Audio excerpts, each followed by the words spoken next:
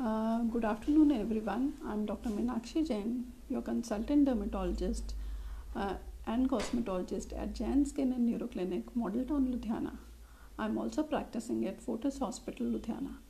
So today we'll be talking about an important topic, or as you all know, a very common topic, that is acne. So what are acne? यानी कि acne होते क्या हैं? Acne को हम अपनी normal language में pimples या मुहासे भी कहते हैं.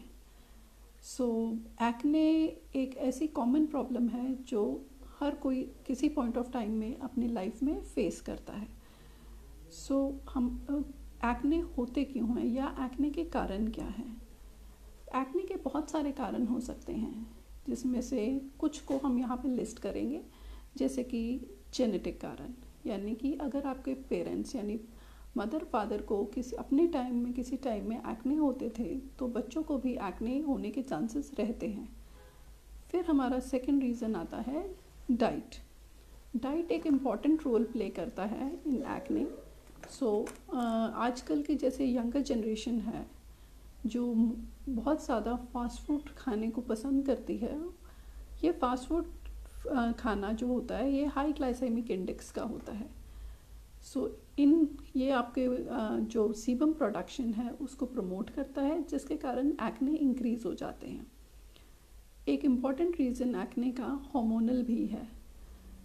नॉर्मली जो एक्ने हम पहले देखते होते थे वो टीनेजर्स में देखते होते थे, यानी 12 से लेके 20 ईयर्स ऑफ एज.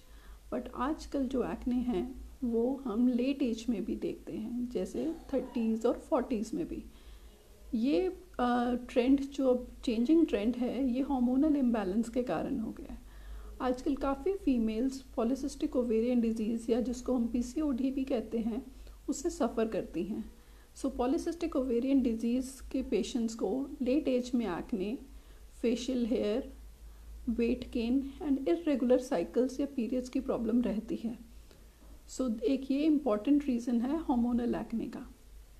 कुछ फीमेल्स या लेडीज़ को एक्ने जब उनके पीरियड्स आने वाले होते हैं उस टाइम भी एक्ने उनके बढ़ जाते हैं, जिनको हम प्री मेंस्ट्रुअल फ्लेयर अप भी कहते हैं. सो एक्ने के हार्मोनल रीजंस के अलावा स्ट्रेस एक ऑल्सो इम्पॉर्टेंट फैक्टर है. जब भी बच्चों के एग्ज़ाम्स होने वाले होते हैं उनके एक्ने बढ़ जाते हैं. एक्ने का स्ट्रेस लेके एक्ने और फर्दर बढ़ जाते हैं. सो एक्ने का स्ट्रेस नहीं लेना चाहिए. एक जो आजकल और कॉमनली ट्रेंड है वो है टेक सैवी होने का, या कह लो पिक्चर परफेक्ट लुक का, क्योंकि आजकल की जनरेशन सब टाइम पिक्चर परफेक्ट रहना चाहती है, क्योंकि उन्होंने अपने इंस्टाग्राम फेसबुक पे लाइव रहना होता है. सो उस चक्कर में पिक्चर परफेक्ट लुक के लिए वो बहुत ज़्यादा कॉस्मेटिक्स यूज़ करना शुरू कर देते हैं बहुत ही यंग एज में.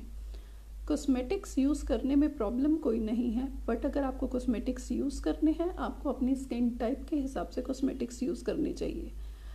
तो अगर हम बात करें स्किन टाइप की, नॉर्मली जो हम स्किन टाइप्स डिवाइड करते हैं वो नॉर्मल स्किन, जो किसी भी तरह के प्रोडक्ट्स चाहे वो ऑयली क्रीम बेस्ड प्रोडक्ट्स को यूज़ कर सकते हैं. देन हमारी आती हैं जो कॉम्बिनेशन स्किन, जिनमें टी जोन ऑयली है लेकिन चीक्स वाला एरिया ड्राई होता है. इन लोगों को जो अपने प्रोडक्ट्स हैं वो बड़े ध्यान से चुनने चाहिए. फिर आ जाती है जो ड्राई स्किन. ड्राई स्किन बहुत ही ज़्यादा इरिटेटेड स्किन होती है, सो उनको क्रीम बेस्ड प्रोडक्ट्स यूज़ करने चाहिए. सेंसिटिव स्किन जो बहुत ही ज़्यादा चीज़ों को रिएक्ट कर जाती है, कोई भी कॉस्मेटिक या क्रीम्स जब भी वो अप्लाई करते हैं उनके फेस पे ब्रेकआउट्स या रैशेज़ आ जाते हैं. सो उनको अपने जो प्रोडक्ट्स हैं वो बहुत ही ध्यान से चुनने चाहिए. उनको अपने स्किन की पीएच के हिसाब से प्रोडक्ट्स चुनने चाहिए. और जो सेंसिटिव स्किन के लिए स्पेसिफिकली केमिकल फ्री प्रोडक्ट्स हैं वो यूज़ करने चाहिए. अगर हम बात करें एक्ने प्रोन या ऑयली स्किन की, उनको जो अपने प्रोडक्ट्स हैं वो अपने जेल बेस या मैट फिनिश वाले प्रोडक्ट्स यूज़ करने चाहिए. क्रीम बेस्ड लोशंस या फाउंडेशंस नहीं यूज़ करने चाहिए. सो ये बात हो गई हमारी कॉस्मेटिक्स की. अगर हम बात करें स्टेरॉयड एप्लीकेशन की, आजकल जो बहुत ही ज़्यादा चलन है वो है स्टेरॉयड क्रीम्स जो ईज़िली हमें ओवर द काउंटर मिल जाती हैं, जैसे बेटनोवेट, पैंडम, स्किन लाइट वगैरह वगैरह, जो कि एक्जिमा के लिए यूज़ होने वाली क्रीम्स हैं, लेकिन लोग बहुत ज़्यादा इनको फेस पे भी पिंपल्स के लिए भी यूज़ करते हैं। पिंपल्स पे ये इनिशियली थोड़ी सी आपकी पिंपल्स के इन्फ्लेमेशन को ज़रूर कम कर देता है, लेकिन रिबाउंड आपके पिंपल्स इंक्रीज़ हो जाते हैं। सो ये एक हैबिट फॉर्मिंग क्रीम्स हैं जिनको आप जब तक लगा रहे हो तब तक आपके एक्ने सप्रेस्ड हैं, बेटर है, लेकिन जब आप उनको छोड़ते हो तो वो उससे दुगने तिगने होके बाहर आते हैं। इन क्रीम्स के अपने साइड इफ़ेक्ट्स भी हैं। ये क्रीम्स जो आपकी फेस के स्किन को पतला भी कर देती है और साथ में फेस पे हेयर्स भी आ जाते हैं। स्किन पतली होने के कारण स्किन बहुत ज़्यादा सेंसिटिव हो जाती है, तो कोई भी नॉर्मल प्रोडक्ट्स आपकी स्किन पे सूट नहीं करते।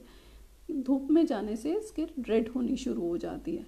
सो प्लीज़ इन क्रीम्स को फेस पे पिंपल्स के लिए तो बिल्कुल भी यूज़ नहीं करना चाहिए। सो अगर हम बात करें कि एक्ने पिंपल्स कहाँ कहाँ हो सकते हैं, पिंपल्स आपके फेस पे हो सकते हैं, पिंपल्स आपकी बैक पे, अपर चेस्ट पे, अपर आर्म्स पे, ये भी कॉमन साइट्स हैं पिंपल्स की। तो अब हम बात करें प्रिवेंशन की। सो अब पिंपल्स को हम कैसे प्रिवेंट कर सकते हैं। हमारी एक्ने प्रोन स्किन है तो हम पिंपल्स को कैसे प्रिवेंट करें। सो पिंपल को प्रिवेंट करने के लिए सबसे ज़्यादा इम्पॉर्टेंट रोल आता है क्लेंजिंग का। सो टीनेज की अगर बात करें हाँ, तो उनको अपने एक 3 स्टेप वाला जो फॉर्मूला है, क्लेंजिंग, टोनिंग एंड मॉइस्चराइजेशन, ये प्रॉपर रखनी चाहिए। आजकल के बिजी लाइफ शेड्यूल में क्लेंजिंग इसीलिए भी इम्पॉर्टेंट हो जाती है। जो यंगर जनरेशन है, जिन्होंने सारा दिन उनके हेक्टिक शेड्यूल्स हैं, जब वो वापस आते हैं they should make it a point कि फेस वॉश करके ही उन्होंने सोने जाना है। सो क्लेंजर भी हम जो बात कर रहे थे, हमारी स्किन टाइप के हिसाब से हमें यूज़ करने चाहिए एंड वेदर के हिसाब से यूज़ करने चाहिए। एक्ने प्रोन स्किन के लिए salicylic acid and glycolic acid जैसे केरेटोलिटिक फेस वॉशेस यूज़ कर सकते हैं। अब बात करें जो मॉइस्चराइजेशन की। मॉइस्चराइज़र भी हमें अपनी स्किन टाइप के हिसाब से यूज़ करना चाहिए। अगर हमारी ऑयली स्किन है तो जो नॉन कोमेडोजेनिक मॉइस्चराइज़र्स आजकल अवेलेबल हैं वो हमें यूज़ करने चाहिए। और अगर हमारी ड्राई स्किन है या सेंसिटिव स्किन है तो आप लोशन या क्रीम बेस प्रोडक्ट्स भी यूज़ कर सकते हो। एक कॉमन हैबिट जो टीनेजर्स में काफ़ी पाई जाती है, जो हमारे ब्लैक हेड्स या वाइट हेड्स हैं फेस पे, वो उनको पकड़ के निकाल लेते हैं, जिसके कारण फेस पे मार्क्स या स्कार्स भी पड़ जाते हैं। सो वो नहीं करना चाहिए। उसके कारण आपके फेस पे स्कार्स आ जाएंगे, जिसके लिए फिर बाद में आपको ट्रीटमेंट्स लेने पड़ते हैं। सो अगर टाइप ऑफ एक्ने की बात करें तो हाँ जी, जैसे मैंने कहा black heads and white heads ये एक तरह के पिंपल्स हैं, तो इनको हमें पिक नहीं करना चाहिए, नहीं तो ये मार्क्स छोड़ जाते हैं।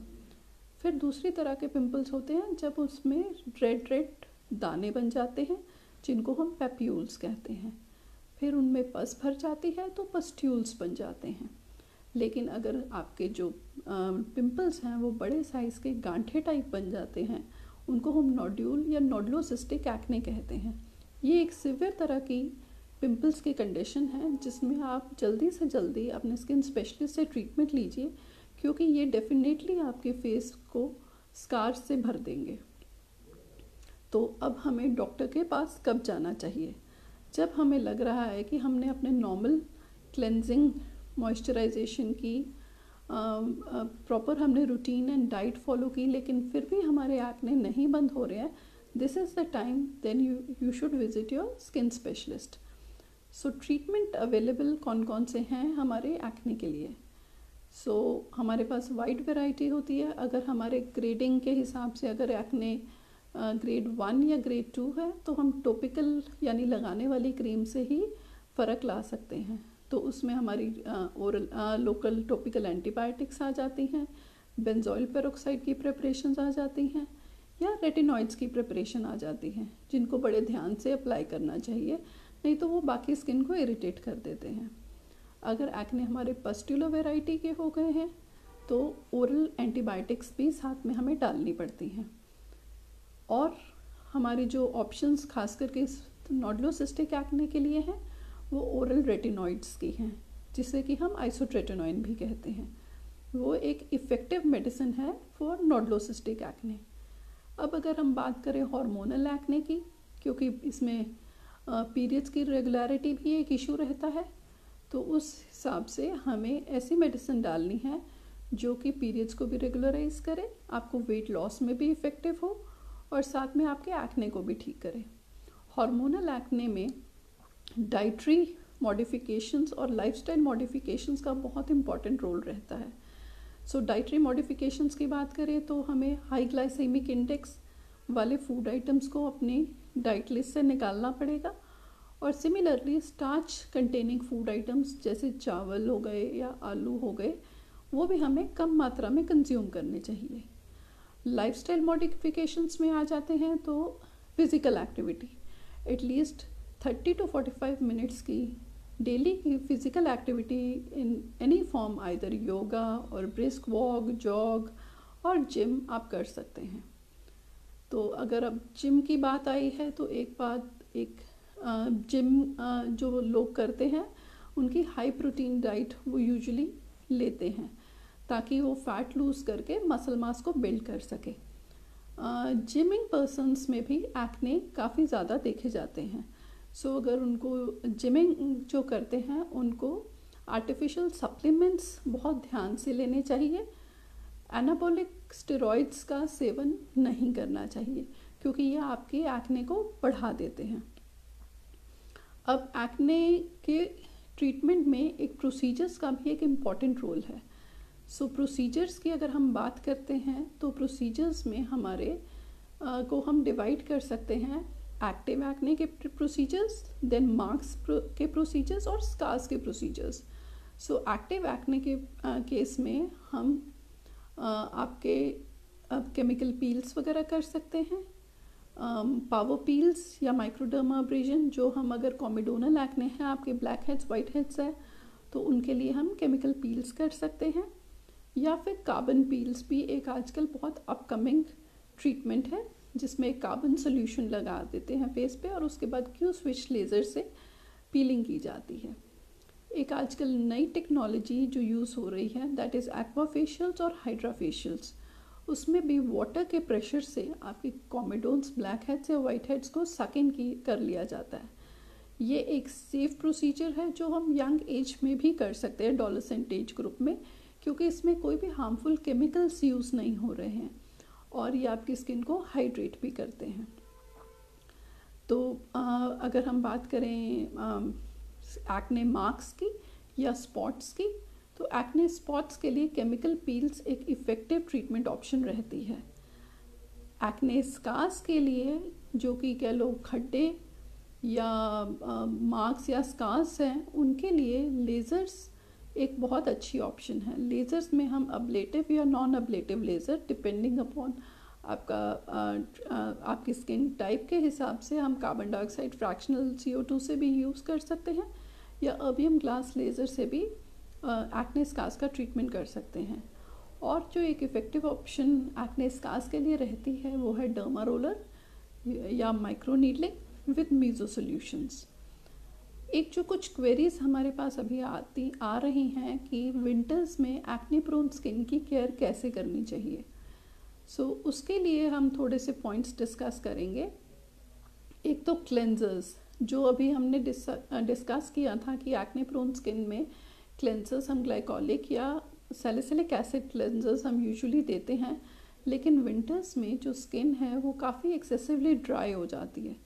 सो ये वाले जो क्लेंजर्स हैं ये आपकी स्किन को इरिटेट कर सकते हैं। सो विंटर्स में हमें क्लेंजर्स माइल्ड यूज़ करने चाहिए जो आपके स्किन के pH को डिस्टर्ब मत करें।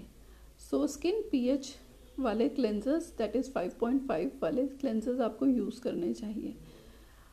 मॉइस्चराइज़र्स की बात करें तो मॉइस्चराइज़र्स, जैसे मैंने पहले भी बताया था कि जो मॉइस्चराइज़र्स हमें यूज़ करने हैं वो नॉन कॉमेडोजेनिक होने चाहिए, यानी कि वो आपके पोर्स को ब्लॉक मत करें। Cold creams acne prone skin पे नहीं यूज़ करनी चाहिए। विंटर्स में एक जो बहुत कॉमन प्रॉब्लम सबको हो जाती है वो है डैंड्रफ की। सो डैंड्रफ इटसेल्फ आपके एक्ने को बढ़ा सकते हैं। सो उसके लिए एक तो हमें फ्रीक्वेंट हेड वॉशेस करने चाहिए। एक जो ऑलरेडी कॉमन मिथ है डैंड्रफ में, स्कैल्प को ऑयलिंग करने की। आइडियली जब आपको डैंड्रफ है तो आपको स्कैल्प पे ऑयलिंग नहीं करनी चाहिए, ज़्यादा हॉट वाटर नहीं यूज़ करना चाहिए और फ्रीक्वेंट हेड वॉशेस करने चाहिए, चाहे ऑल्टरनेट डे नहीं तो एटलीस्ट ट्वाइस अ वीक तो आपको हेड वॉश करना ही चाहिए। ऑयलिंग अगर करनी है तो just half an hour before head wash आप कर सकते हो। फोरहेड पे एक्ने विंटर्स में बढ़ जाते हैं। इसका एक इम्पॉर्टेंट रीज़न हम जो कैप्स यूज़ करते हैं या बीनीज यूज़ करते हैं स्कैल्प पे, उसके कारण भी है। सो जो वुलन कैप्स और बीनीज हैं उनको अगर हमने पहनना है तो बेटर है कि हम नीचे एक कॉटन का हैंकी या स्कार्फ बांध के उसके ऊपर हम वुलन कैप लें, क्योंकि जो वुलन कैप के कारण हीट प्रोड्यूस होती है वो पोर्स को क्लॉग इन करके एक्ने आपके फोरहेड पे इंक्रीज़ कर देती है। फेस वॉश के लिए भी हमें normal to lukewarm water use करना चाहिए। हॉट वाटर से स्किन और ड्राई होके और इरिटेट होके आपके जो पोर्स है उनको क्लॉग इन करके पिंपल्स को बढ़ा देती है। अगर सिमिलर ही बात करें स्क्रबिंग एंड टोनिंग की, तो एक्ने प्रोन स्किन में हम यूजुअली एडवाइस करते हैं, खासकर जब ब्लैक हेड्स वाइट हेड्स होते हैं, कि आप स्क्रबिंग फ्रीक्वेंटली किया कीजिए स्टीम लेने के बाद। बट विंटर्स में ये आपकी स्किन को ड्राई और इरिटेट कर सकता है। सो स्क्रबिंग जब भी करनी है at least just once a week कीजिए और उसके बाद स्किन को अच्छे से मॉइस्चराइज कीजिए। टोनर्स विंटर्स में कम यूज़ करने चाहिए क्योंकि वो अल्कोहल बेस्ड होते हैं और वो स्किन को ड्राई और इरिटेट करते हैं। हाइड्रेशन बहुत इम्पॉर्टेंट है। विंटर्स में हमारी लिक्विड इनटेक की कैपेसिटी कम हो जाती है। सो हाइड्रेशन एक इम्पॉर्टेंट इशू विंटर्स में रहता है।